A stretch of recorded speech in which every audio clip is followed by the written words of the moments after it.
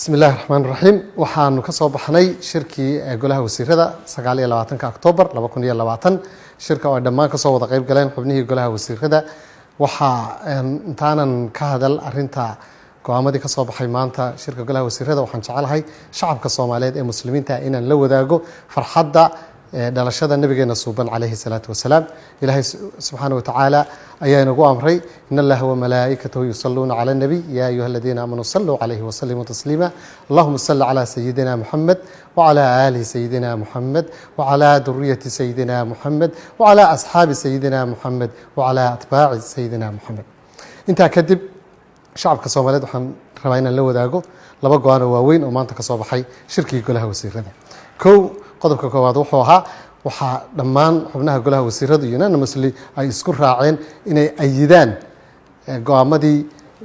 xukuumadda xilgaarsiinta ee 2020 July ilaa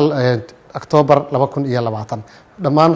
barnaamijyadii siyaasadii xeerarkii iyo heshiisyadii ay labada bilood saddexda bilood gashay xukuumaddaasi ayaa la wadaayiday si wada jirana waa loo ayiday waana la isku raacay qodobka labaad ee maanta shirkii golaha wasiirada ka soo baxay waxa weeye waxa la ansixiyay miisaaniyad sanadeedkii 2021 waxa kale oo lagu lifaaqay ansixinta heshiiskaas in doorashada qarashka doorashada in lagu laro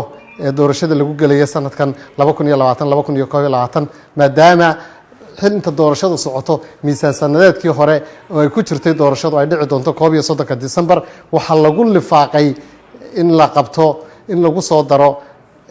qarashkii loogu talagalay doorashada 2021 qaybta dhiman miisaaniyadii si wada jira ayaa lagu ansixiyay 100% oo ay ugu gudbi doontaa golaha shacabka aad iyo aad baa u mahadsantihiin markale waxaan shacabka Soomaaliyeed u sheegayaa in dawladda ay ka go'an tahay dardargelinta amniga horumarinta dhaqaalaha iyo adeegga arrimaha bulshada iyagana looga baahan yahay shacabka Soomaaliyeed inay iskarab taagaan dawladda si looga midho dhaliyo hayaanka iyo himiladeena dheer aynu ku soconno in aynu qarankeena ka dhigno qaran kamid ah qaramada ugu awoodda badan dunida